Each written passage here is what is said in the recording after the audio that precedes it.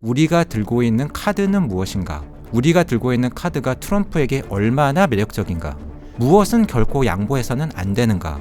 이것을 양보하면 중장기적으로 우리 경제에 어떤 영향이 미치는가? 이러한 어프로치가 사실은 저는 적절하다라고 생각을 하고 있고요.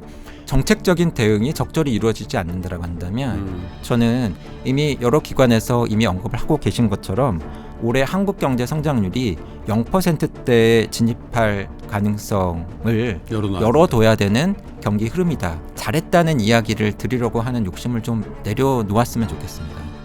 인기를 얻기 위해서 이러한 정책을 펴지 않았으면 좋겠어요.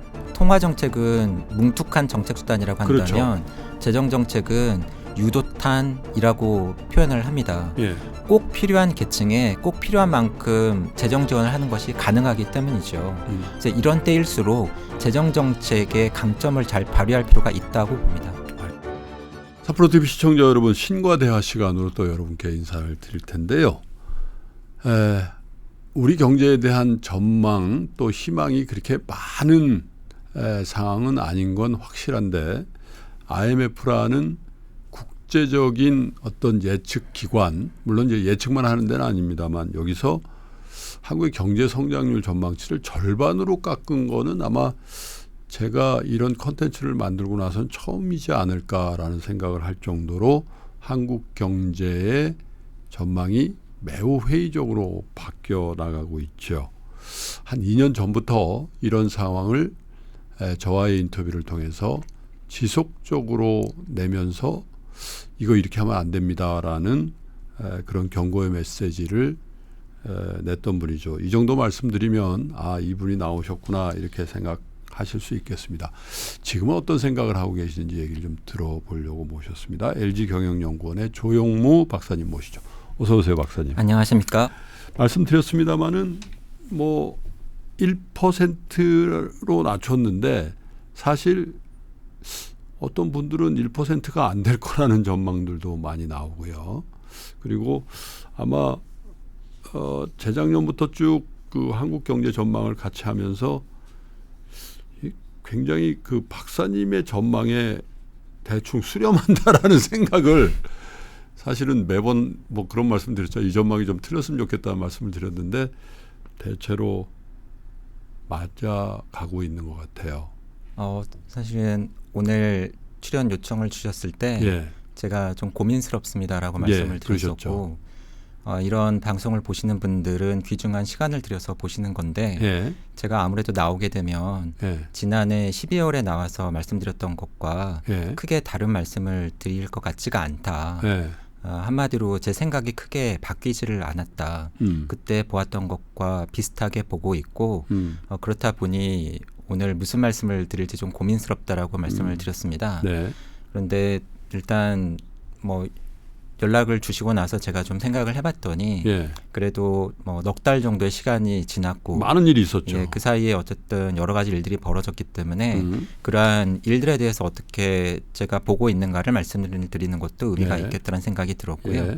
그리고 또 몇몇 분들께서 제가 예전에 여기 나와서 말씀드렸던 거를 그렇다고 모든 분들이 보시는 것도 아니고 보셨던 분들이 또 다 기억하시는 것도 아닐 테니 비슷한 생각을 하고 있다고 하더라도 나가서 말씀드리는 것도 의미가 있겠다라는 말씀들을 주셨습니다. 그러기도 하고요. 지금 어쨌든 이제 새로운 대통령을 뽑는 선거를 막 이제 시작하고 있잖아요. 정치 일정이 급변동을 하고 막 그래서 어떤 정당이 집권을 하던 간에 우리 경제의 펀더멘탈 측면에서 또 성장이라는 측면에서 정책이 그만 중요하니까 그분들이 지금은 굉장히 열린 귀로 듣고 있는 어떤 모멘텀이지 않나 해서 박사님의 어떤 이런 방송이 조금 더 다른 때와는 달리 의미가 더 있지 않을까 그런 생각도 좀 들었습니다. 앞서 출연해서 지난해부터 제가 말씀드렸던 몇 가지 포인트들을 다시 한번 상기시켜 드리면서 거기에 대한 제 지금의 생각을 동시에 말씀을 드리고자 합니다. 우선 지금 관심의 초점은 모두들 아시겠습니다만 트럼프의 관세 전쟁입니다. 그런데 이 전쟁과 관련해서 제가 말씀을 드렸던 것은 많은 분들이 질문을 주신다. 트럼프가 한국에 언제쯤 몇 %의 관세율을 매겨서 어느 정도의 지속 기간 동안 매길 것인지를 정말 궁금해하시고 걱정들 하신다. 근데 그런 질문을 받으면 저는 잘 모르겠습니다라고 말씀을 드린다. 그렇게 말씀하셨죠. 예. 그런데 사실은 똑같은 질문을 트럼프에게 하더라도 저는 트럼프조차도 대답을 잘 못할 것 같다고 말씀을 드렸습니다. 왜냐하면 그것은 애초에 정해진 것이 없을 가능성이 높기 때문이라고 봤었고요. 예. 한마디로 관세 전쟁이라고 하는 것이 트럼프와 미국 입장에서는 유리한 점과 불리한 점이 명확하게 갈리고 네. 자신들의 행동뿐만이 아니라 상대국의 맞대응이나 보복 조치에 의해서 최근에 저희가 경험하고 있는 것처럼 트럼프와 미국의 액션이 달라질 수밖에 없기 때문에 경제학에서의 게임 이론과 같이 정해진 결과가 애초에 없을 수도 있고 그렇다 보니 수시로 그 결과가 바뀌는 상황이 도래될 가능성이 높다라고 보았기 때문입니다. 제가 이런 일을 하면서 가장 어려운 경우가 뭐냐라고 한다면 가령 푸틴이 일으켰던 전쟁 그리고 김정은이 미사일 버튼을 누르면은 일어나는 이런 북핵과 관련된 불안 요인과 같이 한 사람의 판단에 의해서 일이 좌지우지 될 때에 그 사람의 머릿속을 예측하는 것이 가장 어렵다라는 말씀을 드렸습니다. 저는 지금 저희가 경험하고 있는 상황이 그런 것이라고 생각을 하고 있고요. 특히 저희가 이미 보고 있지 않습니까? 트럼프가 때로는 이 사람의 말을 들었다가 때로는 저 사람의 말에 더 웨이트를 많이 주는 것 같은 그러한 모양새를 보여주고 있죠. 그렇다고 한다면은 저희가 중시해야 되는 것은 제 생각에는 트럼프가 계속 그런 표현을 쓰지 않습니까? 협상 그리고 딜이라고 하는 표현을 씁니다. 그렇다고 한다면은 우리가 들고 있는 카드는 무엇인가? 그리고 우리가 들고 있는 카드가 트럼프에게 얼마나 매력적인가?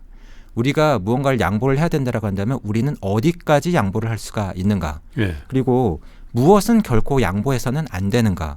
이것을 양보하면은 중장기적으로 우리 경제에 어떤 영향이 미치는가? 이러한 어프로치가 사실은 저는 적절하다라고 생각을 하고 있고요. 지금 역시도 이러한 어프로치가 유효할 것이라고 판단을 하고 있습니다. 그리고 동시에 두 번째 이슈로 제가 말씀을 드렸던 것이 많은 분들께서 관심을 기울이시는 미 연준의 통화 정책, 금리 정책이었습니다. 제가 그런 말씀을 드렸던 것 같아요. 이 지구상에 트럼프를 막을 수 있는 인간은 없는 것 같다.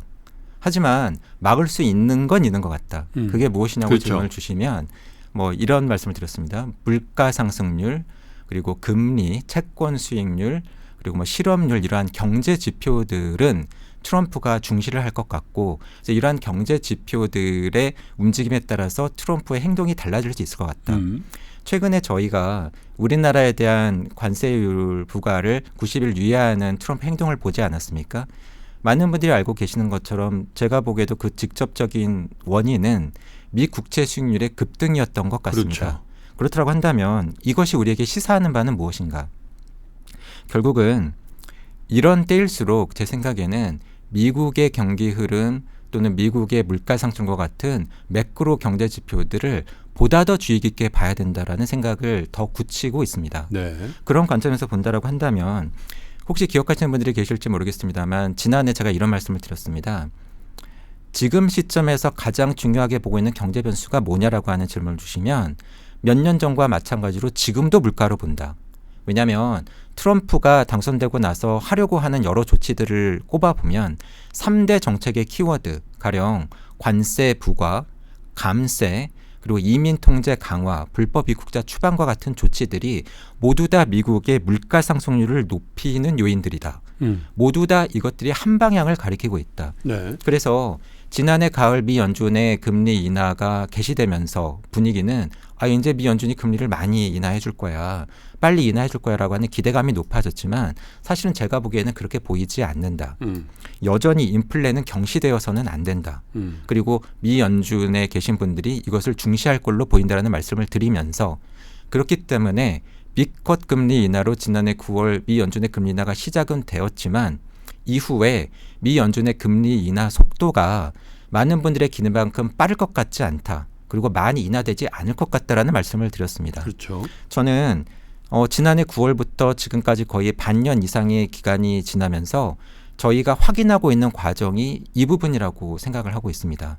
실제로 데이터를 보면 지난해 출연 때도 제가 중시해서 봐야 되는 부분이 예. 점도표가 들어가 있는 미 연준 이사들을 대상으로 한 설문조사 결과 예. 프로젝션 머티리얼인데 그 내용을 보면 미 연준 이사들이 인플레에 대해서 걱정을 많이 하고 있는 걸로 보인다. 그렇죠. 그래서 미 연준의 물가 상승률 목표 수준이 2%인데 지난해 9월 금리 인하를 시작할 때 그 목표 수준 도달 시기를 26년 말로 예상을 하고 있더라. 네. 그런데 가장 최근인 3월 프로젝션 머티리얼을 보면 그 물가 상승률 목표 도달 시기가 1년 더 늦어져서 27년 말로 더 늦춰졌습니다. 더 한마디로 늦게 내린다는 거죠. 그렇죠. 인플레에 대해서 더 걱정을 하게 됐다. 음. 그리고 그렇다고 한다면 어느 만큼 내릴까?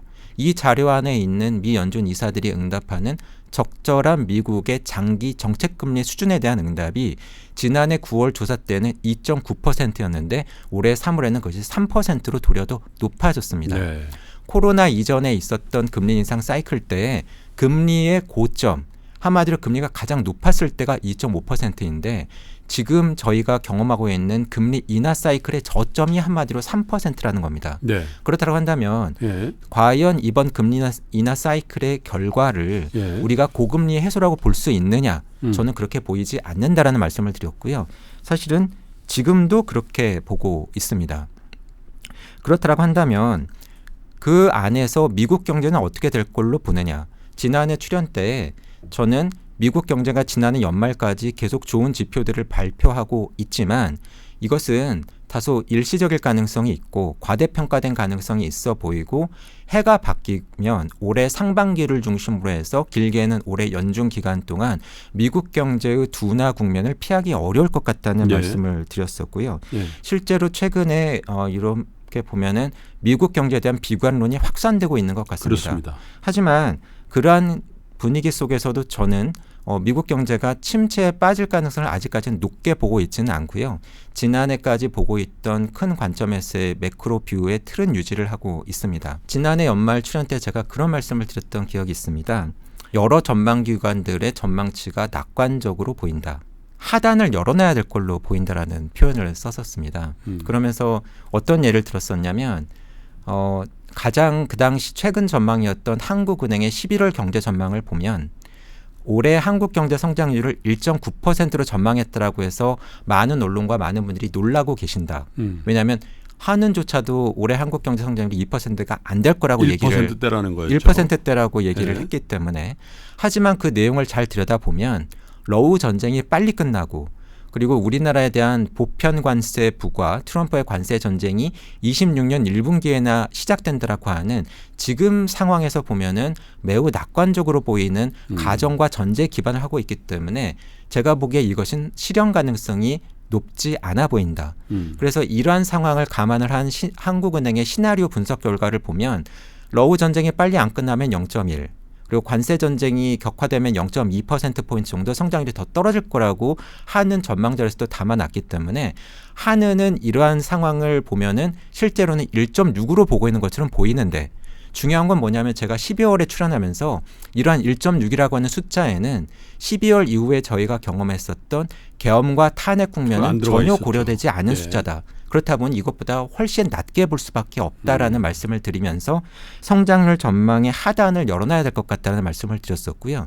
특히 한국 경제 흐름에 있어서 중요한 계엄과 탄핵 국면의 영향과 관련을 해서 우리가 처음 경험하는 것이 아니다. 박근혜 대통령 탄핵 때에도 경험을 한 바 있다. 하지만 그때에는 계엄과 탄핵 국면이 길게 지속되지 않았다. 더 중요한 것은 당시가 반도체 슈퍼사이클의 진입 초기였고 2017년과 18년 반도체 슈퍼사이클을 앞두고 관련 기업들 삼성전자와 하이닉스가 관련 설비 투자를 급격하게 늘리면서 사실은 전년 대비 20% 가까이 우리나라의 설비 투자가 늘어나던 네. 때입니다. 그렇다 보니 이러한 계엄과 탄핵 국면의 악영향이 가장 크게 났었던 2016년 4분기에 전 분기 대비 민간 소비 증가율이 반으로 떨어졌지만 한국 경제 성장률이 크게 떨어지지 않았던 이유는 당시에 급증하고 있던 설비 투자 때문인데 지난해 우리나라의 설비 투자는 그러한 상황이 아니다. 그렇기 때문에 직전에 있었던 박근혜 대통령 탄핵 당시와 매우 상황이 다르다라는 그렇죠. 말씀을 드렸습니다. 기억이 선명합니다. 네. 그러면 사실은 이것이 어떻게 보면은 지금까지 확인되어져 오는 과정이었다라고 저는 봅니다. 그렇다 보니 한은이 올해 2월에 수정 경제 전망을 하기에 앞서서 1월에 한은 블로그에 여러 가지 상황을 보니 우리가 한국 경제 성장 전망치를 1.6에서 1.7로 낮춰야 될 것 같다라고 먼저 밝히고 2월 정식 수정 경제 전망에서 1.5라고 전망치를 바꾸셨죠. 근데 저희가 사실은 고려해야 되는 것은 이 말씀을 하시면서 이 수치가 중립적인 수치다라고 하는 표현을 하셨다라고 하는 겁니다. 네. 중립적이다라고 하면서 뭐라고 하셨냐면 추경이 빨리 집행이 되면 성장률이 높아질 수도 있지만 그렇지 않거나 또는 관세 전쟁이 예상보다 격화된다라고 한다면 더 떨어질 수 있다라고 하는 말씀을 하시면서 그 의미로 중립적이라고 하는 단어를 쓰셨던 겁니다. 그러면 저희가 지금 실제로 경험하고 있는 상황은 어떻죠? 추경이 지금 집행이 되었느냐? 아닙니다. 관세 전쟁은 예상보다 뒤에서 말씀드리겠지만 더 격화되고 있는 거죠. 그렇다고 한다면 사실은 저희가 당연히 예상할 수 있는 것처럼 한국 경제 성장은 이것보다 상당폭 낮아질 수밖에 없다라고 보고 있고요. 그렇기 때문에 올해 1분기에 실제 한국 경제 성장률이 발표가 되면서 전분기 대비 마이너스 0.2의 역성장 결과가 발표가 되면서 IB들을 중심으로 해서 올해 한국 경제가 0%대까지 성장률이 떨어질 거라고 이야기를 하고 있습니다. 저는 그러한 가능성을 이제는 열어놔야 된다라고 보고 있습니다. IMF의 1%로의 조정도 어쩌면 보수적인 관점에서 나온 결과일 수 있다. 이렇게 보시는 거네요. 굳이 표현을 한다면 저는 중립적인 수치라고 봅니다. 근데 이제 이런 건 있지 않겠어요? 이제 6월 초에 새 정부가 출범을 해요. 지금도 추경의 규모를 놓고 매우 적다라는데 공감대가 있는 것 같아요. 지금 여야 막론하고 물론 이제 재정 건전성이라든지 전 정부에 유지되어 오던 그런 정책이 갑자기 변화할 수 없는 그런 한계를 어떻게 보면 이게 대행 체제가 그거를 파격적으로 할 수 없다라는 그런 부분도 있겠으나 어쩌면 정부가 새롭게 출범하면 여든 야든 간에 경기 진작을 위한 대대적인 경기 부양책 그리고 새로운 추경의 편성 이런 게 예상할 수 있을 것 같은데 그러면 아까 중립적이라고 말씀하시는 거에 상단, 상방 이런 것도 함께 열어놓을 수 있지 않을까라는 기대를 할 수 있는 발언이신 것 같아요. 맞습니다. 예, 특히 한국 경기의 흐름에 대해서 기존에 분석하셨던 거 외에 별다른 게 없다라고 말씀하지만 우리가 그래도 좀 새롭게 확인 혹은 새롭게 변수를 좀 고려해야 될 거가 있다면 뭐가 있을까요? 저의 예상보다도 관세 전쟁의 강도, 특히 미국의 관세 공격에 대한 여타 상대국들의 저항이 생각보다 강한 것 같습니다. 예. 그러한 부분에서 저는 개인적으로 사태 초기의 캐나다의 대응이 좀 눈에 띄었던 것 같습니다. 이렇습니다. 어떤 국가가 미국의 관세 전쟁에 취약하냐라고 할 때 저 같은 일을 하는 사람들이 많이 언급했고 중요하게 봤던 지표가 뭐냐면 그 나라의 전체 수출 중에서 미국에 대한 수출이 차지하는 비중이 어느 정도냐라고 하는 겁니다. 우리나라가 많이 취약한 건 사실입니다만 훨씬 더 취약한 나라들이 있는데 사실은 캐나다와 멕시코입니다. 이 두 나라는 전체 수출 중에서 미국에 대한 수출이 70% 이상을 차지를 합니다. 그래요? 우리나라가 높다라고 하지만 30% 전후 정도이고요. 예. 우리나라와 비슷한 정도가 독일, 일본, 대만 정도라고 분석이 됩니다. 근데 그러한 관점에서 보면 저 역시도 전문가는 아닙니다만 어떻게 예상을 했냐면 워낙 미국에 대한 의존도가 높다 보니까 강하게 정하기 힘들 거다. 그리고 제가 보기에도 트럼프가 좀 만만하게 보는 것 같았거든요. 그러니까 뭐 미국의 51번째 주가 되라 뭐 이런 식의 표현도 이야기하지 않았습니까? 그렇다고 한다면 아마도 미국은 우리가 이러한 관세 전쟁을 시작하면 캐나다와 멕시코는 가장 먼저 이 고개를 수그리고 들어올 거야라고 예상하지 않았을까 싶습니다.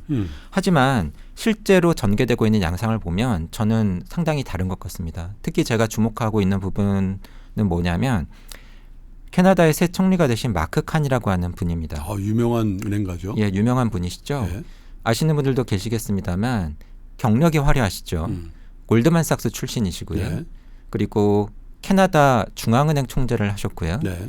영국인이 아닌 분으로는 처음으로 그러니까요. 영란은행 화제가 총재를 됐었죠. 하신 분입니다. 네. 굳이 설명을 드린다라고 한다면 물가와 금리 전문가이신 분입니다. 그런데 앞서도 제가 인플레를 강조를 하지 않았습니까? 저는 지금 시점에서 미국 경제와 트럼프에 있어서 가장 큰 약점은 여전히 물가와 금리인 것 같습니다. 그래서 제가 주목했던 부분은 뭐냐면 마크 카니가 총리가 되자마자 캐나다에서 나온 액션입니다. 그때 온타리오 주지사가 나와서 미국에 공급하는 전기 요금을 우리가 2배로 올릴 거야라고 했죠. 물론 미국의 이러한 후퇴에 따라서 바로 이 조치가 철회되긴 했습니다만 이 조치를 보면서 저는 마크 카니와 캐나다가 지금 미국의 약점을 정확하게 파악하고 있는 듯하다라고 보였습니다. 결국은 이런 겁니다. 그 이후에 벌어지고 있는 양상을 보면 트리도가 총리를 하다가 마크 카니로 총리가 바뀌고 나서 트럼프 여당의 캐나다 안에서의 지지율이 급등을 했고요. 조만간 있을 캐나다 총선에서 수성을 할 가능성이 높다라고 지금 분석이 나오고 있습니다. 이것이 시사하는 바가 저는 매우 크다고 봅니다. 미국의 공격에 대응해서 우리가 어떻게 해야 되나 고민하는 국가들이 많이 있을 겁니다. 근데 그러한 국가의 정치인들과 지도자들은 역시 국내의 정치적인 이러한 역학을 고려를 안 할 수가 없겠죠. 그런데 캐나다가 하는 걸 봤더니 의외로 국내 국민들의 지지를 많이 받네. 이것은 앞으로도 트럼프의 관세 공격에 있어서 다른 나라들이 상당히 강하게 맞받아치는 계기가 될 걸로 봅니다. 한마디로 트럼프로서는 첫 스텝부터 꼬인 것 같습니다. 트럼프가 관세 전쟁을 벌일 때에 다른 나라들은 몰라도 한 나라는 맞대응을 할 거다. 그럴 수밖에 없다. 그건 중국이다. 그렇죠. 왜냐하면 시진핑이 집권을 하고 있지 않습니까? 시진핑은 중국인들에게 황제와 같은 위치에 있는 사람이죠. 근데 자기 나라의 황제가 다른 나라의 대통령에게 관세 공격을 받고 맞대응을 하지 못한다. 이것은 사실은 중국이나 시진핑으로서는 치명적이죠. 받아들일 수 없는 시나리오입니다. 그렇다라고 한다면 당연히 저 역시도 적어도 중국은 맞대응과 보복 조치를 할 걸로 예상을 하고 있었습니다. 하지만 실제로 전개되고 있는 양상을 보면 제가 예상했던 것보다 중국의 맞대응과 보복의 강도가 강한 것 같습니다. 그렇죠. 그것은 저는 매크로 이코노미스트 관점에서 중국의 경제적인 요인 때문이라고 보고 있습니다. 네. 사실 트럼프가 관세 전쟁을 처음 하는 게 아니죠. 1기 때에도 했습니다.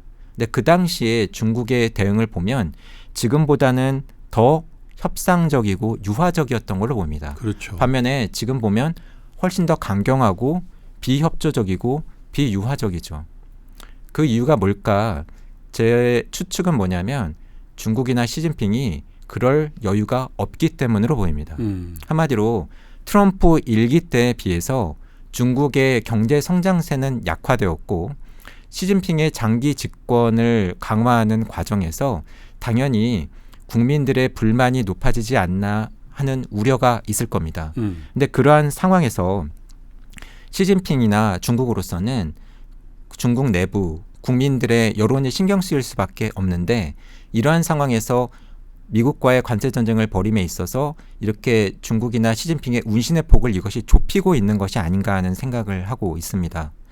결국은 이러한 상황에서 미국과 중국이 강하게 서로 맞받아치고 있고 미국은 중국을 제외한 다른 나라들에 대해서는 보편 관세의 적용을 90일 미루는 조치를 취했기 때문에 결과적으로는 중국과 미국이 1대1 맞짱을 뜨고 있는 양상이 되어가고 있는 것 같습니다. 그렇다고 한다면 결국은 중국이 이러한 상황에서 어느 만큼 버틸 수 있는가가 저는 매우 중요하고 어느 나라가 상대적으로 우위를 점할 수 있는가가 매우 중요할 것 같습니다. 근데 그러한 관점에서 보면 경제적인 전치 상황에서 어쩌면 미국보다 중국이 더 유리할 수도 있겠다라는 생각을 하는 것 같습니다.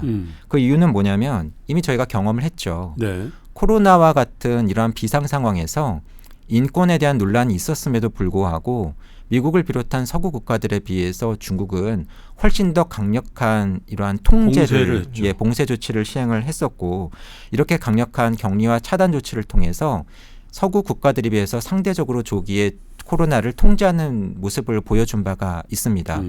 지금 시점도 저는 상당히 유사하다라고 보여지는데 특히 중국과 같이 관세 전쟁을 벌임에 따라서 국내 경제에 미치는 충격이 불가피하고 그로 인해서 국민들의 불만이 높아질 수 있을 때 SNS나 언론을 통제할 수 있고 특히 내부적으로 선거가 유명무실한 국가라고 한다면 그 정반대 상황이 미국보다도 더 유리한 것이 아닌가 하는 생각을 하고 있습니다.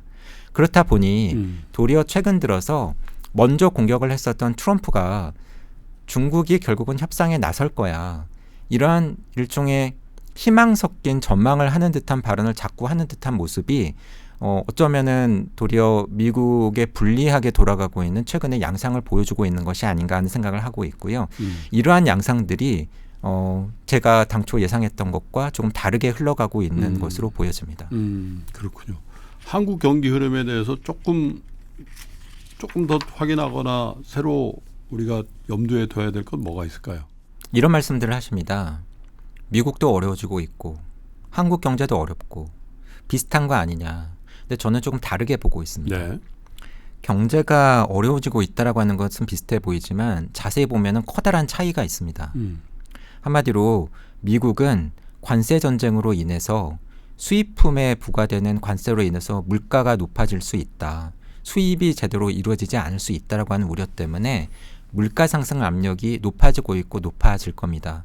그러한 상황에서 경기가 둔화된다라고 한다면 이것은 소위 이야기하는 고물가 저성장의 결합인 스태그플레이션 양상에 해당이 됩니다. 미국이. 그렇죠. 예. 하지만 앞선 출연 때에도 저는 스태그플레이션이라고 하는 용어의 사용에 신중해야 된다라고 하는 말씀을 드린 바가 있습니다. 왜냐하면 애초에 이 용어가 경제학자들에 의해서 처음에 쓰이기 시작한 게 아니라 정치인에 의해서 사용되었다 보니까 이 정도 물가 상승률이 높아지거나 이 정도 경제 성장률이 떨어지면 스태그플레이션이다라고 하는 명확한 정의 자체가 없고 또 많은 분들이 머릿속에 떠올리시는 대표적인 스태그플레이션의 케이스가 과거 7, 80년대 오일 쇼크인데 설령 앞으로 미국 경제가 어려워진다고 하더라도 저는 그 정도는 아닐 것 같다. 그렇다 보니 저는 앞으로 미국 경제가 이러한 고물가 저성장 상황을 겪을 걸로 보이지만 과거 오일 쇼크 때만큼의 강도는 아닐 걸로 보기 때문에 이러한 양상을 준 스태그플레이션, 그래서 퀘이자이 스태그플레이션으로 본다라는 말씀을 꽤 전부터 드려왔던 것 같습니다. 이런 생각을 여전히 하고 있습니다. 하지만 반면에 한국은 상당히 다릅니다.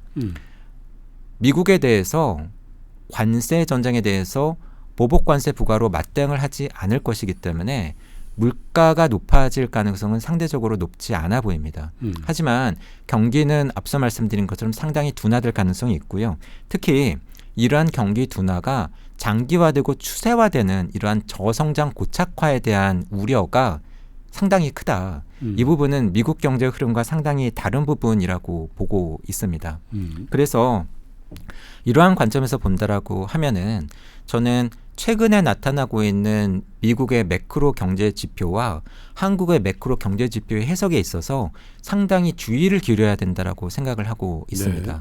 최근 미국 경제 지표에 대해서 우려가 높지만 제가 보고 있는 미국 경제 지표에 대한 해석은 뭐냐면 지난해 4분기까지 연말까지의 미국 경제 지표는 실제 미국 경제 흐름보다도 좋게 나왔을 가능성이 높고 반면에 올해 1분기를 중심으로 해서 지금까지 저희가 보고 있는 미국 경제의 지표는 실제 미국 경제의 흐름보다도 더 나쁘게 나오고 있을 가능성이 높다라고 하는 부분입니다. 왜 그렇죠? 예, 이것은 기억하시는 분이 계실지 모르겠습니다만 지난해 상반기에 한국의 1분기 경제 성장률이 전분기 대비 1.3% 서프라이즈하게 나왔을 때에도 제가 비슷한 말씀을 드린 바가 있습니다. 한마디로 통계적 착시일 수 있다. 일시적인 요입이 개입되었기 때문이다라는 말씀을 드렸었고 그때 제가 1분기 한국 경제 성장률에 개입되었던 요인들은 GDP 작성 기준 연도의 개편 그리고 사상 최고 수준의 속도였던 재정 조기 집행, 그리고 국내 민간 소비는 부진함에도 불구하고 해외 소비 또는 해외 여행과 같은 이런 해외 소비 지출의 급증으로 인해서 민간 소비 부분이 정확하게 지금 반영이 안 되고 있는 것 같다라는 예를 제가 들었었죠. 그렇죠. 그러면서 1분기 성장률은 반짝 급등일 가능성이 있어서 2분기 성장률이 마이너스가 나올 것 같다고 말씀을 드렸었고 실제로 지난해 2분기 성장률이 마이너스가 나왔었습니다. 저는 그러한 양상이 지금 미국에서도 비슷하게 한마디로 일시적인 또는 교란적인 요인들에 의해서 지난해 4분기와 올해 1분기의 성장률이 상당히 미국이 크게 요동칠 가능성이 있다라고 지금 보고 있습니다. 구체적으로 말씀을 드리면 이런 겁니다. 기억하시는 분들이 계실지 모르겠습니다만 지난해 4분기 미국의 전분기 대비 연율 경제 성장률은 3분기 3%대에서 4분기 2%대로 떨어졌습니다. 하지만 그래도 2%대였기 때문에 선전했다라고 하는 해석이 많았습니다. 하지만 그 숫자를 조금 자세히 저희가 들여다보면은요. 전체 경제 성장률은 3%대에서 2%대로 떨어졌는데 반면에 개인 소비 지출은 4%대 그리고 재화 소비는 6%대 그 안에서도 내구재 소비는 12%대 4분기에 급등하는 모습을 보였습니다. 이것이 어떤 결과를 초래를 했냐면 결과적으로 지난해 4분기에 미국 경제의 투자는 4%나 마이너스였고 그리고 수출은 0%대의 마이너스를 기록했음에도 불구하고 전체 경제 성장률이 2%대의 호조세를 유지할 수 있었던 거죠. 그러면 미국 사람들은 왜 지난해 4분기 이렇게 소비를 많이 했느냐? 그러게요. 11월에 미국의 대통령으로 트럼프가 당선되고 나서 저는 합리적인 미국의 소비자들이었다고 한다면 트럼프가 관세 전쟁을 벌일 거야. 그런데 내가 냉장고, 세탁기, 자동차를 구입할 계획이 있어. 내년에 구입하게 되면 분명히 관세 때문에 가격이 올라갈 거야. 그런 얘기를 많이 하더라고요. 미국 가보니까. 그렇다라고 한다면은 자금 여력이 있고 합리적인 예측을 하는 소비자들이었다고 한다면 저는 소비를 미리 당겨서 했을 가능성이 높았을 거라고 봅니다. 그것이 여타 투자나 수출과 같은 여타 경제 부문과 달리 유독 지난해 4분기에 미국 경제의 민간 소비가 호조세를 나타냈었고 특히 미국 경제는 한국 경제와 달리 전체 GDP에서 가계 소비가 차지하는 비중이 70%로 절대적인 비중을 차지를 하다 보니 미국 경제 성장률이 지난해 연말까지도 좋게 나왔던 중요한 요인이라고 봅니다. 근데 반면에 지금 저에게 올해 1분기 아직 발표되진 않았지만 미국의 경제 성장률이 어느 만큼 나올 것 같느냐라는 질문을 주시면 저는 소폭의 마이너스 가능성도 있고 잘 나와야 0% 전후 정도일 것 같습니다. 그러면은 왜 이렇게 떨어지느냐. 이제 트럼프가 관세를 부과하겠다라고 명확하게 발표를 하는 시기입니다. 그렇다라고 한다면 이제 예정된 미래인 거죠. 가격은 올라갈 겁니다. 그리고 수입도 어려워지겠죠. 그러면 할 수 있다라고 한다면 최근에도 애플이 비행기를 동원해서 인도에서 만들어진 스마트폰을 급거 부랴부랴 대규모로 미국 안으로 실어 날랐다라고 뉴스를 저희가 보고 있지 않았습니까? 그렇다고 한다면 사실은 올해 1분기에 미국은 해외로부터의 수입이 급증하는 양상으로 숫자가 나올 가능성이 높습니다. 또한 여기에 트럼프의 여러 가지 액션으로 인해서 미국 경제의 미래와 신뢰에 대한 불안감이 높아졌고 그것이 금에 대한 수요로 이어졌다라고 하는 소식을 저희가 듣고 있고요. 그것이 미국의 해외로부터의 금 수입 급증으로 이어졌다고 한다면 이건 역시도 수입을 크게 늘리는 요인입니다. GDP 경제 성장률 계산에 있어서 수출과 반대로 수입이 급증하게 되면 이것은 경제 성장률을 떨어뜨리는 마이너스죠. 요인이죠. 순수출이 경제 성장률을 기여하게 돼 있죠. 맞습니다. 그래서 수출이 늘면 성장률이 높아지고 수입이 많이 늘면 성장률이 떨어지는 구조이지 않습니까? 그렇다 보니 실제 미국 경제의 기조에 흐르는 이 흐름에 비해서 올해 1분기 성장률은 앞서 말씀드린 이러한 수입 측면의 요인 때문에 실제 경기 흐름보다 다소 더 낮게 나올 가능성이 높다라고 저는 보고 있습니다. 그래서 미국 경제 흐름을 저희가 해석함에 있어서 상당히 어려움을 겪을 가능성이 높다. 그리고 미국 경제 흐름을 보려면 이러한 일시적이거나 또는 교란적인 요인들을 저희가 충분히 고려를 해야 된다라고 보고 있습니다. 한국 같은 경우에는 이것과는 다소 상이합니다. 이미 한국은 올해 1분기 경제 성장률이 발표가 됐죠. 예. 앞서 말씀드린 것처럼 전분기 대비 마이너스 0.2%입니다. 요약을 해보면 이렇습니다. 지난해부터 제가 말씀드려온 제가 예상했었던 한국 경제의 올해 흐름은 수출은 이미 둔화되고 있다. 전년 동기 대비 한국의 수출 증가율을 실제로 계산을 해보면 정점은 지난해도 아니었고 23년 4분기였다. 그때 이미 정점을 찍었다. 네. 지난해는 지속적으로 수출 증가율이 둔화되고 있는 흐름이었다. 하지만 많은 언론에서는 수출이 규모가 늘었다. 금액이 늘었다라는 이야기만 하고 있다. 하지만 수출 증가율을 따져보면 이미 정점은 찍혔다. 둔화되고 있는 흐름이다. 그래서 25년으로 넘어가면 더 둔화될 것 같다. 네. 그렇다고 한다면 한국 경제 성장률이 어느 만큼 지탱될 수 있는가는 이렇게 수출이 둔화되는 가운데에서 회복세가 미약하긴 하지만 내수가 소비와 투자가 어느 만큼 살아나 주느냐에 달려있다는 말씀을 지속적으로 드려왔습니다. 그런데 이러한 관점에서 본다라고 한다면 올해 1분기 성장률에 나타난 한국 경제의 흐름은 한마디로 요약하면 뭐냐면 경제 성장률을 지탱해 줄 만한 부문이 보이지 않는다입니다. 이렇습니다. 지식 재생산물 투자라고 많은 분들께 생소하지만 GDP의 구성 항목으로 몇 년 전에 들어간 이러한 항목을 제외를 하면 가계 민간 소비, 기업의 설비 투자, 정부 지출, 수출까지도 모든 부문이 전분기 대비 마이너스 성장률을 기록을 했습니다. 네. 이것을 조금 더 저희가 뜯어보면은 이렇습니다. 가장 부진한 것처럼 보이는 것은 건설 투자입니다. 이게 전년 동기 대비 마이너스 12% 성장률을 기록을 했습니다. 근데 더 중요한 건 뭐냐면 강도보다도 지속 기간입니다. 건설 투자가 전분기 대비 마이너스 성장을 기록한 게 벌써 4분기입니다. 1년입니다. 네. 그리고 이러한 가운데에서 사상 최장 기간 동안 경제 성장률을 건설 투자가 깎아먹고 있습니다. 한마디로 성장 기여도가 마이너스인 것이 사상 최장입니다. 예.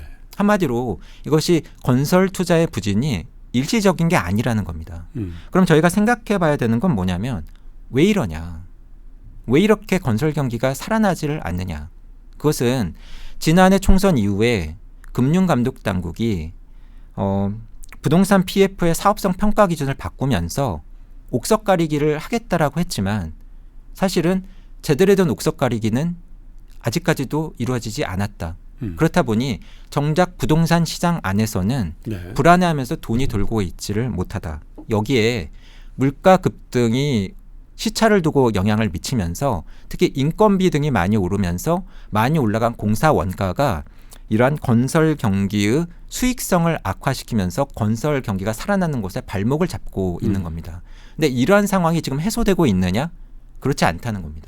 그래서 건설 경기 회복을 저희가 낙관하기가 어렵습니다. 예. 근데 이 폭으로 따지면은 가장 심각해 보이는 게 건설 투자인데 제가 더 주목하는 부분은 사실은 다른 부분입니다. 기억하시는 분들이 계실지 모르겠지만 제가 그런 말씀을 지난해 드렸어요. 그래도 우리가 지난해 수출은 많이 했다. 근데 왜 도대체 내수 경기가 살아나 주질 않느냐? 왜 사람들이 소비를 못 늘리느냐? 수출 회복의 온기가 왜 내수 부문으로 전달되지가 않느냐? 왜 예전에 비해서 그 경로가 끊어진 것처럼 보이느냐? 그것은 그 경로에 해당되는 국내 기업들의 이 설비 투자가 부진하기 때문이다. 그렇죠. 미국으로 설비 투자하니까. 맞습니다. 국내 설비 투자가 늘어야 공장을 지으면서 건설업 노동자들의 취업 등을 통해서 건설업 경기에도 그렇죠. 도움을 주고 네. 또 국내 공장에 설비 등을 넣으면서 국내 연관 산업이나 하청 업체들의 발주가 이루어져서 이 투자가 연쇄적인 효과를 낼 수가 있고요. 또 이렇게 투자가 이루어져야 고용이 늘면서 이러한 투자가 이루어진 지역을 중심으로 해서 자영업자분들의 이러한 장사나 매출이 늘 여지가 생기는데 사실은 상당히 오랜 기간 동안 국내 기업들의 이 설비 투자가 부진하다. 그런데 제가 좀 주목했던 부분은 뭐냐면 지난해 상반기까지 부진했던 이러한 국내 설비 투자가 3분기와 4분기에 플러스로 돌아섰는데 이것이 일시적인 것이 아닌가 걱정이 된다는 말씀을 드렸습니다. 그렇죠. 그래서 뭐 일시적일 수 있는 요인들, 특히 국내 항공사들이 일시적으로 비싼 값에 도입하는 항공기 수입 같은 것들이 운송장비 투자로 잡히면서 이렇게 나타난 것이 아닌가. 그래서 이 부분을 제가 좀 더 지켜봐야 되는 것 같다는 말씀을 드렸었죠. 그런데 올해 1분기 성장률이 발표가 되면서 이 설비 투자 증가율이 전분기 대비 마이너스 2%대 역성장으로 다시 돌아섰습니다. 일시적이었다는 거죠. 그럴 가능성이 높아 보입니다. 더군다나 이미 뉴스에서 저희가 접하고 있습니다만 국내 많은 주요 기업들이 트럼프의 압박 때문에 미국에 대한 투자를 늘리거나 또는 미국의 투자를 늘려야 되는 것이 아닌가 하면서 지금 투자 계획을 보류를 하고 있습니다. 국내 투자에 대한 보류. 맞습니다. 그렇다 보니 이것이 의미하는 바는 뭐냐면 지난해 저희가 경험했었던 수출 경기 회복의 온기가 내수로 전달되지 않는 이러한 현상이 길어지는 것이 아닌가, 장기화되는 것이 아닌가, 이러한 국내 경기 부진의 장기화 요인이 될 가능성이 상당히 높다라고 하는 네. 부분입니다. 그러면 사실은 이제 남는 건 얼마 없습니다. 수출이죠. 근데 수출은 제가 앞서 이미 말씀을 드렸잖아요. 이미 둔화되는 흐름이 지난해부터 지속되고 있다. 올해 1분기에 정분기 대비 이제 마이너스 1% 역성장으로 돌아섰습니다. 네. 매크로적인 흐름에서 보면 이렇습니다. 많은 분들이 질문을 주세요. 박사님, 반도체 경기가 어떨 것 같습니까? 우리나라 수출을 분석을 해보면은요.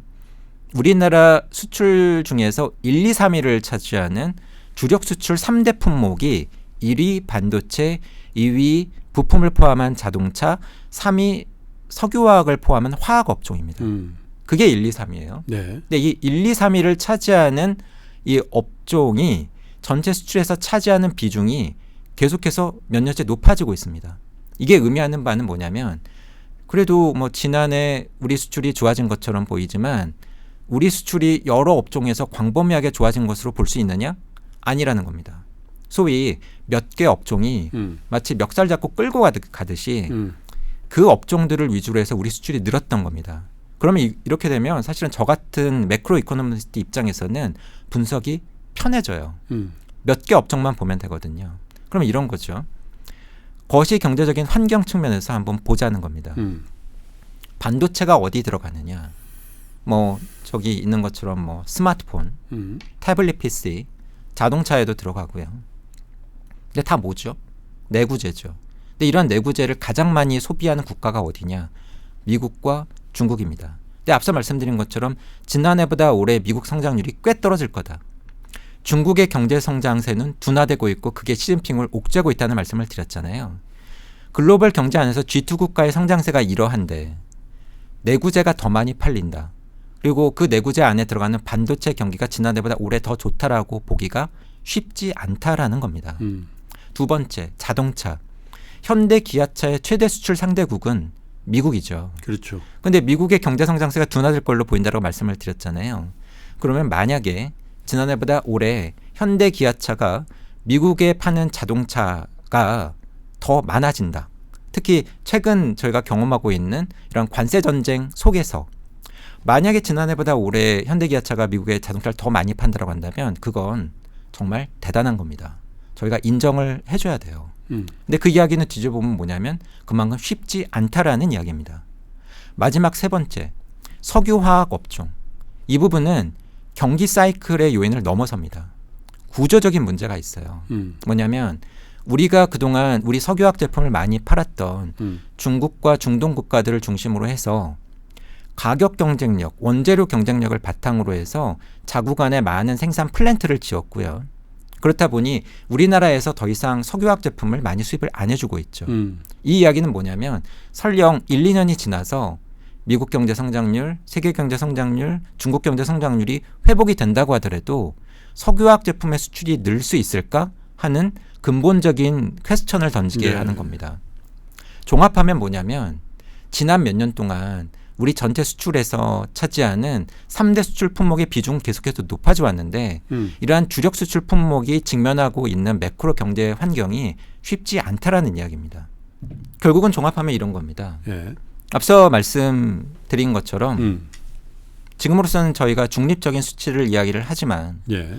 만약에 뭐 저는 사실은 어차피 게임 이론 양상으로 전개될 거라고 말씀을 드린 것처럼 미중 관세 전쟁의 격화 가능성을 그렇게 높게 보지는 않습니다. 왜냐하면 트럼프도 최근에 이렇게 물러서는 모양새도 보이고 하고 있기 때문에 하지만 가능성을 높게 보지는 않더라도 관세 전쟁이 격화될 가능성이 있고 특히 지속 기간은 길어질 가능성이 있고 여기에 우리 내부적인 정책적인 대응이 적절히 이루어지지 않는다라고 한다면 저는 이미 여러 기관에서 이미 언급을 하고 계신 것처럼 올해 한국 경제 성장률이 0%대에 진입할 가능성을 열어둬야 되는 경기 흐름이다라고 말씀을 드려야 될 것 같습니다. 네.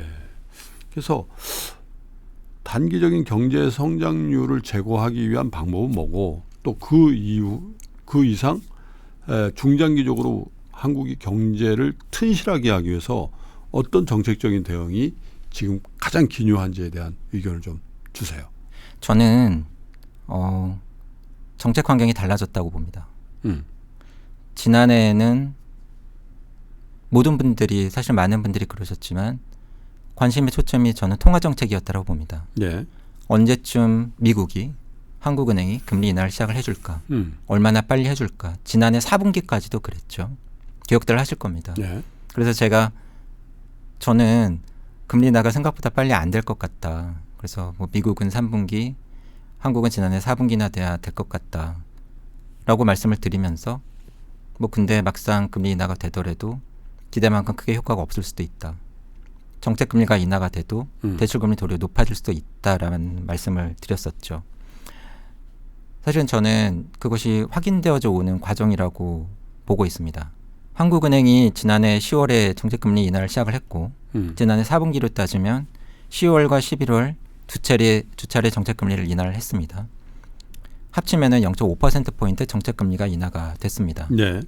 한국은행 자료에 의하면 매달 발표되는 가중평균 금리 동향 자료로 볼 때 한국은행의 정책금리는 지난해 4분기에 두 차례 인하돼서 0.5%포인트 낮아졌지만 네. 신규 취급액 기준으로 가계대출 평균 금리는 도리어 0.5%포인트 높아졌습니다. 높아졌어요. 예. 가계부채 문제 대책 때문에. 맞습니다. 예. 그러면 이게 우리가 의미하는 바는 뭐냐. 왜들 그렇게 한국은행의 정책금리 인하를 기다리셨죠?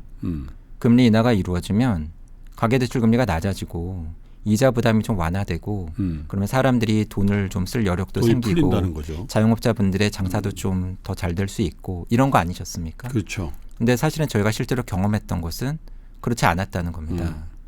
그러면 이것을 정책적인 관점에서 보면은 이러한 해석이 가능한 겁니다. 어차피 한국은행의 정책금리는 쉽지 않았어요. 지난해 4분기에도 여러 고민 속에서 저는 금리를 인하했다라고 봅니다. 그런데 지난해 4분기와 올해 들어서 지금까지 모두 세 차례의 정책금리 인하가 이루어졌는데 저는 그 효과가 그렇게 컸을 것 같지는 않습니다. 앞서 말씀드린 요인 때문에 그렇죠. 그러면 우리가 그 효과를 크게 보지 못했는데 한정된 여력일 수 있는 한국은행의 금리 인하 카드가 상당 부분 소진된 겁니다. 그렇다고 한다면 앞으로는 또 많이 낮출 수 있을까? 앞서 말씀을 드린 것처럼 미 연준이 지금 인플레에 대해서 걱정을 하고 있고 뭐 트럼프는 낮추라고 하고 있지만 그러한 압박에도 우리는 물가가 걱정돼 그렇게 하고 있고 우리는 신중한 기조를 유지할 거라고 하고 있기 때문에 저는 지금도 금융시장에 좀 다소 또 앞서가고 있다라고 보는데 기대만큼 저는 미 연준이 그렇게 큰 폭으로 빨리 금리를 많이 낮출 것 같지는 않습니다. 더군다나 이미 저희가 올해 많이 경험을 한 것처럼 원달러 환율이 많이 올랐었죠. 최근에는 다소 떨어졌지만 저는 한은이 원화 약세에 대한 이러한 부담을 완전히 떨쳤을까? 저는 그 부분에 대해서 다소 의구심이 있습니다. 특히 지금 트럼프 행정부가 일종의 이런 통상 압박의 일환으로서 그렇죠. 환율. 환율을 자세히 우리가 보고 있어라고 좀 있으면 하면서 또 환율 지정 뭐 그런 거 하잖아요. 네. 그죠. 환율 조작국 지정. 예. 그러면은 원화 가치가 많이 떨어지면 그 부분에서 또 미국으로부터 공격받을 빌미가 생길 수 있는 그러겠죠. 거죠. 이것은 역시 한국은행이 금리를 낮추는 부담 요인이 될 것 같습니다. 그렇게 따지면 사실은 한국은행이 앞으로 금리 인하를 큰 폭으로 많이 하기 어려운 통화정책 환경이라는 이야기입니다. 네. 그런데 앞서 말씀드린 것처럼 한국 경기 흐름이 지금 심상치가 않잖아요. 그러면은 지난해와 비교해 볼 때 올해 정책 대응의 무게 중심이 저는 이미 통화 정책에서 재정 정책으로 넘어갔다고 봅니다. 그렇기 때문에 재정 정책이 중요한 겁니다. 앞선 몇 번의 출연에서 제가 이런 말씀을 드린 기억이 납니다. 정책 관련해서 정확한 상황 인식과 진단이 매우 중요하다. 그렇기 때문에 한국은행이나 정부가 발표한 경제성장률 전망치 발표에 일반인 분들 그리고 가계가 투자자 분들이 보다 더 관심을 많이 기울여 주셔야 된다. 많은 분들이 지켜봐야 더 열심히 제대로 하려고 한다. 그렇죠. 남의 일이라고 생각하지 않으셨으면 좋겠다. 왜냐하면 그러한 전망에 기반해서 한해는 통화정책을 펴고 정부는 재정정책을 펴기 때문이라고 말씀을 드렸습니다. 그런데 벌써 꽤 상당 기간 동안 저희가 경험하고 있는 건 앞서도 제가 그래서 한국은행의 전망에 대해서 말씀을 드리지 않았습니까? 경제 전망을 낙관적으로 하고 그에 맞춰서 정책을 펴다가 시간이 지나고 나서 봤더니 경제 상황이 그렇지 못하네. 실제는 더 어렵네. 이렇게 더 안 좋은 것을 확인하고 그에 맞춰서 후행적으로 경제 전망치를 낮추면서 추가적인 정책을 펴는 것을 저는 저희가 반복적으로 경험했다고 봅니다. 그런데 이렇게 되면 사실은 정책 대응이 늦어질 수 있고 수년되죠. 그렇게 되면 네. 약효가 떨어집니다. 그렇죠. 저희가 반드시 고려해야 되는 것이 저는 일본의 경험이라고 봅니다. 반면교사로 삼아야 됩니다. 일본이 과거에 버블이 붕괴되고 장기 침체에 빠질 때 정책 대응이 딱 이랬거든요. 경제가 안 좋아지는 것을 확인하고 나서야 후행적으로 정책이 조정이 되었고 뒷북치는 식으로 정책 대응이 이루어지다 보니 사실은 나중에 정책이 약효를 발휘하지 못하고 장기 저성장 침체에 빠져버렸었거든요. 이해는 됩니다. 정책 당국의 입장이. 정책 당국이신데 경제가 이렇게 안 좋아질 거라고 전망을 발표를 하면 경제 주체들의 심리가 자칫 너무 위축되거나 안 좋아져서 그렇죠. 경제학적으로 자기 실현적 기대라고 하죠. 앞으로 경제가 안 좋아질 것 같으니까 지금 소비를 줄여야 되겠어. 그럼 실제로 경제가 안 좋아지는 것 아니냐. 이러한 우려를 하시는 것이 이해는 됩니다. 하지만 중요한 것은 뭐냐면 이러한 상황이 너무 오랫동안 자주 반복되고 있다라고 하는 겁니다. 학습 효과가 있잖아요. 그렇죠. 예. 그렇다고 한다면 비유를 해보면 이런 겁니다. 의사가 환자에 맞는 적절한 처방이나 진단이 나오려면 그 전제 조건은 적절하고 정확한 진단입니다. 그래서 증상이나 상황이 매우 위중하다면 사실은 그에 맞는 처방과 조치가 나와야 상태가 호전이 되겠죠. 예, 저는 지금이 그러한 상황이라고 봅니다. 네. 정치적인 이유로 인해서 여러 가지 정책이 제가 보기에도 쏟아질 것 같습니다. 하지만 이러한 때에 앞서 말씀드린 것처럼 지금 이미 정책의 무게중심이 통화정책에서 재정정책으로 넘어왔다라고 한다면 저는 재정정책을 어떻게 쓸 것인가가 이미 화두가 되고 있고 그리고 많은 분들이 이미 관심을 기울이고 계시지만 이것을 어떻게 쓸 것인가를 사실은 더 고민해야 된다고 봅니다. 얼마를 쓰느냐도 중요하지만 사실은 어떻게 쓰느냐가 저는 더 중요할 수 있다는 말씀을 지속적으로 드리고 있습니다. 약을 쓰는데 당장의 상태 호전에 초점을 맞출 거냐 아니면 좋아지는 속도가 느리더라도 체질이 좋아지도록 할 것이냐. 저는 이와 상당히 유사하다고 봅니다. 만약에 어떤 약을 썼는데 당장 반짝 상태가 좋아졌다가 시간이 지나고 나서 증상이 재발하거나 또는 다시 상태가 안 좋아진다라고 한다면 사실 이건 치료 기간을 늘리거나 약을 더 오랫동안 많이 써야 되는 이러한 상황을 초래를 하겠죠. 그렇죠. 저는 지금 시점이 상당히 좀 절묘한 것 같습니다. 이런 거죠. 새로 저희가 대선을 치르지 않습니까? 그렇다 보니 어느 쪽이 되었건 전 좀 자유로울 수도 있지 않나 하는 생각을 해봅니다. 이런 거죠. 그래 올해 경제 성장률은 그리고 올해의 성적표에 대해서는 좀 집착을 내려놓자.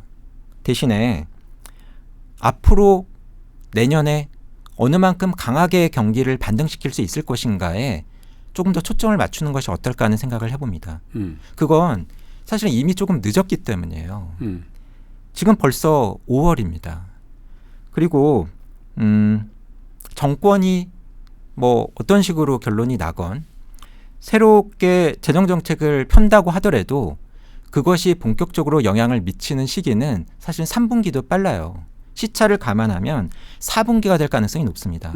그것은 무슨 이야기가 되냐면 사실 올해 상반기에 제대로 된 재정정책의 효과를 기대하기가 어려울 수 있다는 겁니다. 그러겠죠. 6월 초에 새 정부가 출범한다 하더라도 인선하고 청문회하고 뭐 이렇게 하다 보면 네, 그 정책의 침투는 4분기나 될 가능성이 있다. 맞습니다. 그래서 그렇다라고 한다면 절반 정도의 기간 동안에 대해서는 내가 어떻게 할 수 없었으니 올해의 성장률, 올해의 성적표에 대한 부담감을 좀 내려놓고 내년 이후에 도리어 우리 경제가 어떻게 하면 의미 있게 강하게 반등할 수 있을까? 네. 그리고 그것이 어느 만큼 지속되도록 할 수 있을까? 그리고 우리 경제의 체질을 어떻게 하면 개선시킬 수 있는가에 초점을 맞춰서 재정 정책을 계획하는 것이 필요하지 않나라고 하는 생각을 해봅니다. 네. 확실한 목표 그리고 이것을 달성하기 위한 큰 그림이 제시되는 것이 중요한 것 같습니다. 지난 몇 년 동안의 우리나라의 재정정책 기조를 보면 그 이전과 사뭇 달랐습니다. 그 이전에 비해서 재정 건전성 개선이 중시되었고요. 국가부채 관리 강화가 강조되었습니다. 사실 저는 아시겠습니다만 특정 국가의 이러한 리스크 대응이라던가 장기적인 측면에서 재정 건전성이 가장 중요하다는 말씀을 오랫동안 드리지 않았습니까? 네. 그래서 저는 이 기조가 맞다고 봅니다. 그런데 사실은 중요한 한 가지가 잘 보이지 않더라고요. 뭐냐면 이런 겁니다. 그래, 돈을 아끼는 건 좋은 거죠. 그런데 이렇게 아낀 돈으로 무엇을 할 것인가? 가령 이렇게 아낀 돈으로 우리가 앞으로 산업정책이건 또는 인프라건 무엇을 할 것인가? 우리 경제를 어떻게 발전시킬 것인가? 우리가 경험이 없는 것이 아닙니다. IMF 외환위기 이후에 저희가 초고속 인터넷망을 깔았잖아요. 그렇죠. 그래서 그 이후 상당 기간 동안 예. 관련 산업이 발전되고 그리고 관련 산업이 확산되는 출발점 그리고 그 바탕이 저는 초고속 인터넷망이었다라고 봅니다. 그런 관점에서 본다라고 한다면 앞으로 이러한 식의 그림을 그릴 때 조금 새로운 관점에서의 인프라 투자가 좀 고려될 필요가 있다라고 봅니다. 뭐냐면 이런 거예요. 반도체는 우리의 주력 산업이죠. 근데 최근에 가장 각광받고 있는 산업은 AI와 또 데이터 이런 거 아닙니까? 근데 이때 항상 공통적으로 언급되는 연관 산업이 있지 않습니까? 가령 전기, 전력, 물 이런 거잖아요.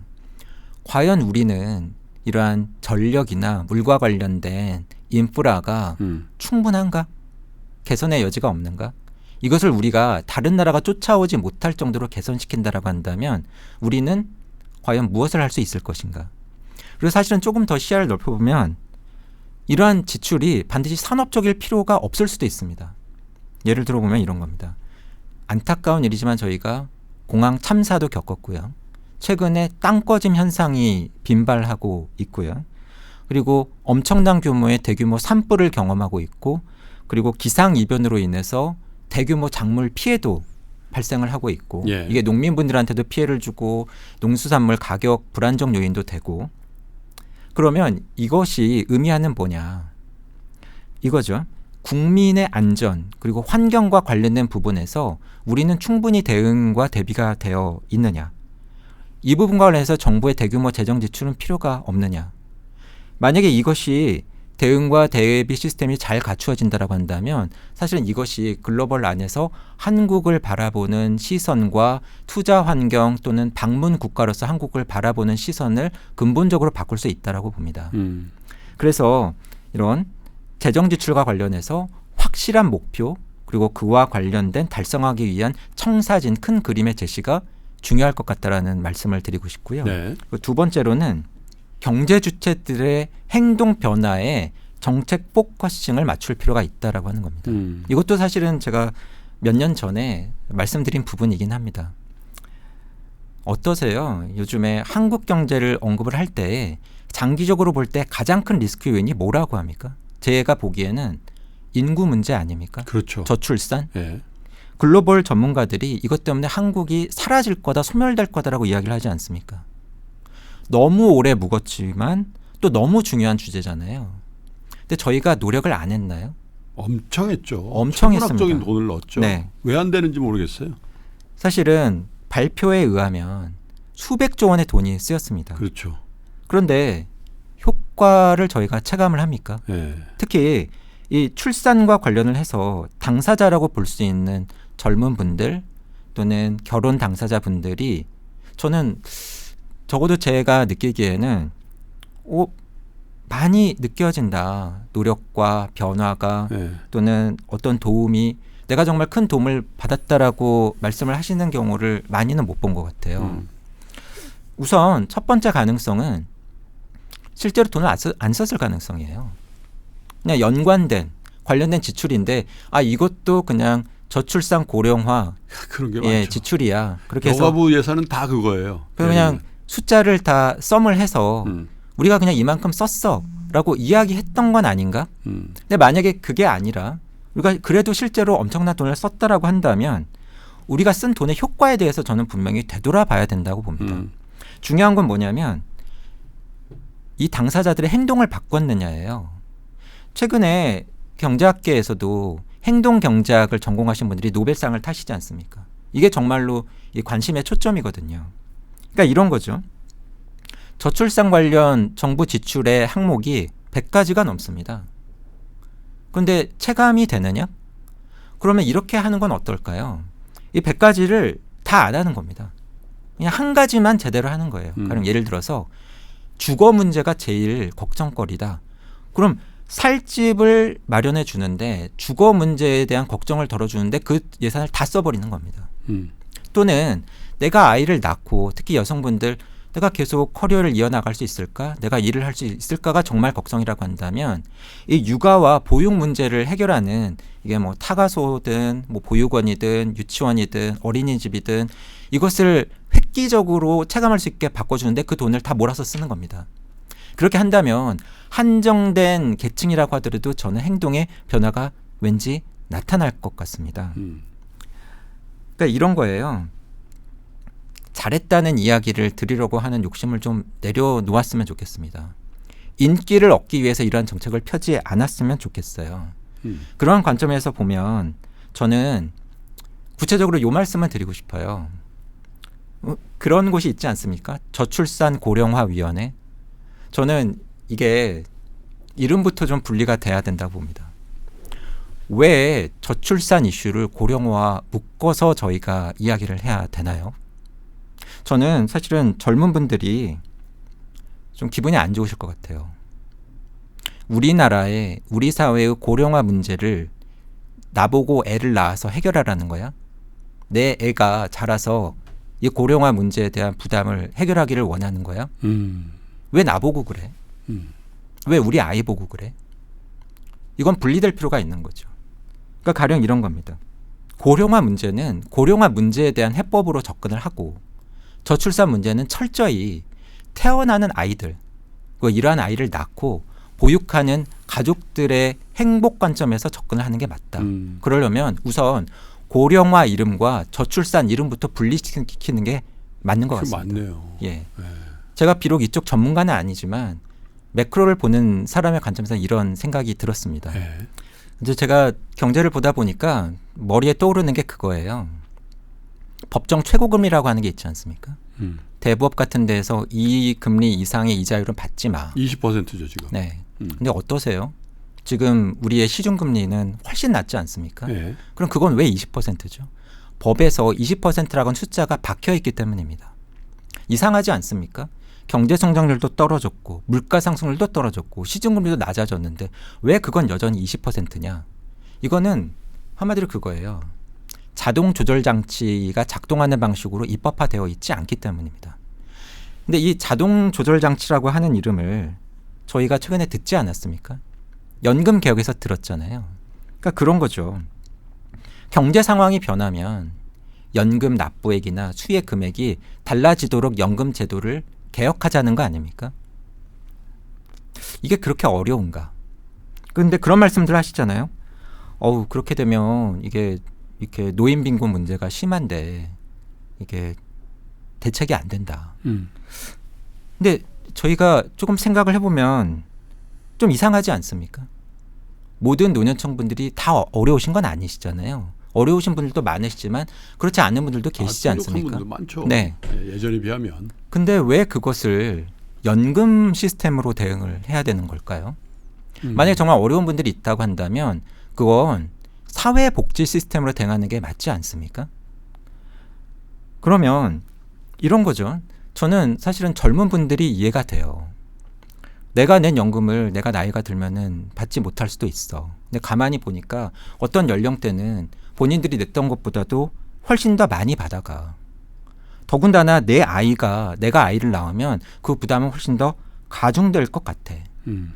그런데 그 연령대의 인구수가 적고 또는 아직 어려서 투표권이 없고 아직 태어나지 않았다는 이유만으로 이 계층의 어려움을 저희가 외면하는 건 상식적이지 않은 것 같습니다. 네. 이건 사실은 저를 포함한 기성세대의 책임이고 몫입니다. 그래서 연금 시스템 개혁과 같이 중요한 이슈라고 한다면 사실은 문제의 해법은 저는 지극히 상식적이어야 된다고 봅니다. 내가 낸 만큼 내가 받아간다. 그렇지 않은 분들이라고 한다면 그건 다른 시스템으로 해결한다. 그렇게 해야만 이렇게 의견이 엇갈리고 해법이 어려운 것처럼 보이는 여러 문제에 있어서 그 실마리의 출발점이 보일 거라고 생각을 합니다. 행정력이라고 할 거예요. 정책의 침투가 지금보다는 훨씬 더 치밀하고 정교하게 가야 된다. 대충 노인 노령화의 문제, 연금으로 해결해. 일반적으로 다 해결하는 어떤 그런 문제. 근데 거기에 과연 우리의 사회적 비용을 다 몰아서 할 필요가 있는가? 경제를 하는 사람들 사이에서는 통화정책은 뭉툭한 정책수단이라고 한다면 그렇죠. 재정정책은 유도탄이라고 표현을 합니다. 예. 꼭 필요한 계층에 꼭 필요한 만큼 재정 지원을 하는 것이 가능하기 때문이죠. 그래서 이런 때일수록 재정정책의 강점을 잘 발휘할 필요가 있다고 봅니다. 알겠습니다. 자, 이제 대선이 한 달여 앞으로 돌아왔습니다. 어떤 정부가 탄생하든 간에 지난 3년보다는 훨씬 더 재정정책 측면에서 치밀함을 좀 보여줬으면 좋겠고, 또한 단기 성과보다는 우리나라가 정말 튼실하게 중장기적으로 성장하는데 꼭 필요한 그런 정책들을 공약화하시고 그 공약을 유권자들에게 표명하시고 공개하시고 그것을 꼭 지켜내는 노력을 2025년 하반기부터 전 국민들이 목격할 수 있도록 그렇게 해주시길 바라는 마음에서 조영희 박사님과 얘기를 좀 나눠봤습니다. 박사님 고맙습니다. 감사합니다.